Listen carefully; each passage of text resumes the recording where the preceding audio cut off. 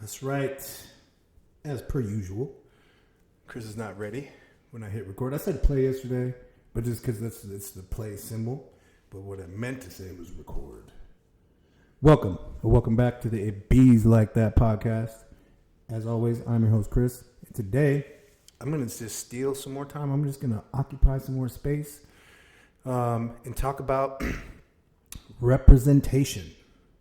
What does that mean?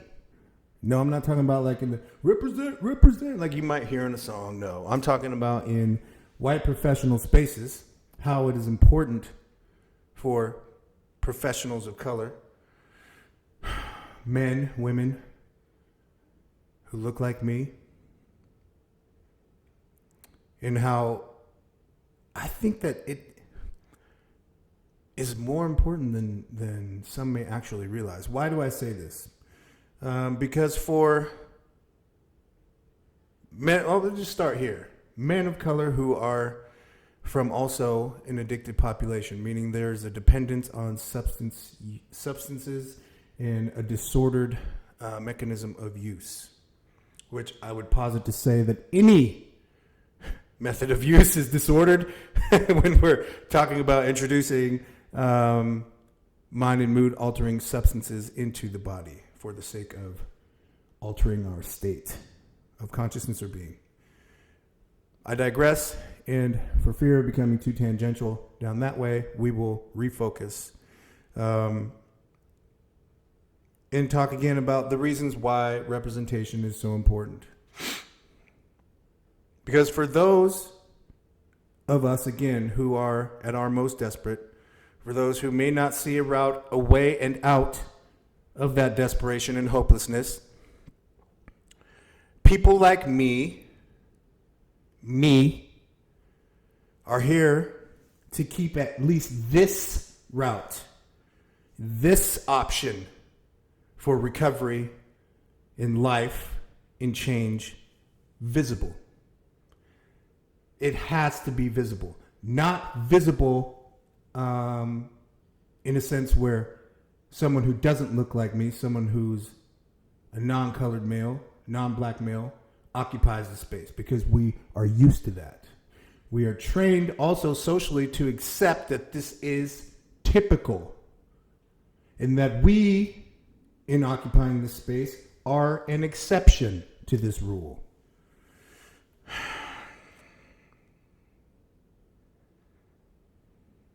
This leaves space and opportunity open for those individuals who it might be important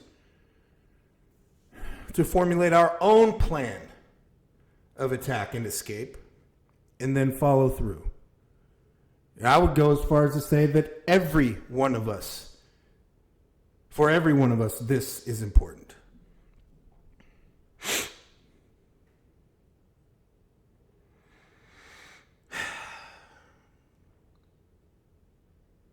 Leading directly and seamlessly into my next point about recovery.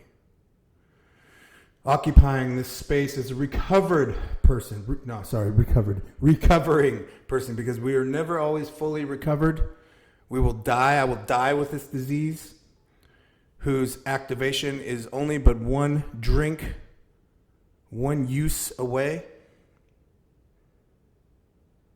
I offer that so that we can move forward and talk about the idea of some safely. What people do not understand who do not suffer or who are not recovering from our disease of addiction and dependence is that this idea of some safely so drastically reduces and reinforces psychologically that we are addicts of the worst variety or people, human beings of the worst variety. Individuals on who our own, away from the worst part of our disease, we will not survive. Not without the guidance and opinion and prescription for trauma given to us by people who've not walked a second in our shoes. This is bad. So, moving back, connecting the ends here, talking about representation, I will be here in this space in any other that I occupy, and at every opportunity to resist this prescription for misery handed down, again, by people who, having not had the experiences that we have, will never. You will always be adjacent. You will always walk with and on the side of. A true ally will always walk with and be on the side of. You will never, ever understand the fundamental core emotions and psychology of our disease. Never. Let that sink in. I'll say it again. You will never understand the fundamental and core psychology and emotion of our disease. Please let that sink in and stop resisting that idea. That is your ego resisting that idea, and you need to quit. Straight up. I will always, as I say, I will attack either directly or collaterally any misguided direction for a population, my population, just talking again of addicted people, but we can talk about addicted populations of colored people, black males specifically, whose disease, our disease, mandates 100% recovery. Why does it mandate 100% recovery? Because it is a progressive illness, meaning it gets worse over time with continued use, no matter how slight. You can't just maintain active addiction and dependence on substances. How this is new information?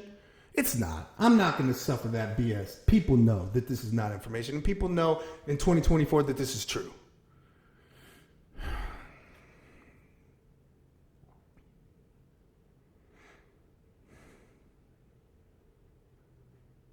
Concomitant to the requirements of recovery are the promises. I will read to you the promises of at least the program that allowed me to grow into a better version of life and spirituality for myself. 1, if we are painstaking about this phase of our development, we will be amazed before we are halfway through. 2, we are going to know a new freedom and a new happiness. 3, we will not regret the past nor wish to shut the door on it. 4, we will comprehend the word serenity and will know peace. No matter how far down the scale we have gone, we will see how our experience can benefit others. 6, the feeling of uselessness and self-pity will disappear. 7, we will lose interest in selfish things and gain interest in our fellows. Pay attention. 8, self-seeking will slip away. 9, our whole attitude and outlook upon life will change. 10, fear of people and economic insecurity will leave us. 11, we will intuitively know how to handle situations which used to baffle us. Wow, I ain't scared of none of you. 12, we will suddenly realize that God is doing for us what we could not do for ourselves. Are these extravagant promises? We think not.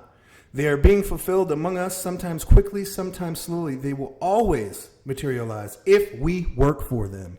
And these promises are real. They are manifesting and have manifested in my life every single day since I've gotten sober. Every day.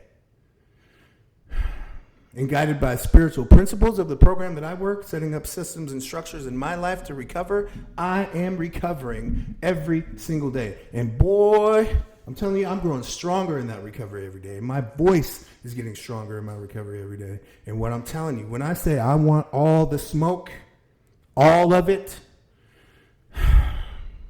for people who would presume to prescribe a way of recovery for a population of people that is so dangerous, I'm here and I want that smoke. Every single opportunity.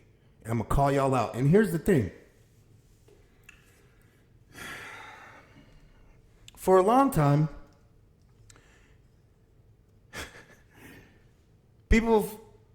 some have had the luxury of not being challenged on these things, right? What I'm going to do is I'm not coming, you don't have a target on your back per se when dealing with me. But what you must understand is you can't get lazy. Not when I'm around. You must be on your A game. You have to be. And that is a significant relief for me. Why? Because I have truth and right on my side. I have recovery on my side. I have spirituality on my side. You ain't got those things. You're managing way more at scale than I am. You have to be on your A game. I don't. Not in the ways that you do, because you make one mistake, that's a house of cards that tumbles down around you so swiftly. Oh, it's going to happen. It's going to happen. That's all I got for this episode, y'all. I wanted to get that out there. This is not, how do I say it? This is a shot across the bow. Get with it. How we used to say, get on and get spit on. I'm not going to spit on anybody. But I will stand, even if alone. I will risk. See, that's the other thing I'm going to tell y'all, is people out there, some of y'all ain't taking risks the way that you would like people to believe. Right? We start asking some of the right questions, and some of that veneer gets peeled back, and we see you're kind of bluffing, yo. You kind of playing it safe. That's all good, though.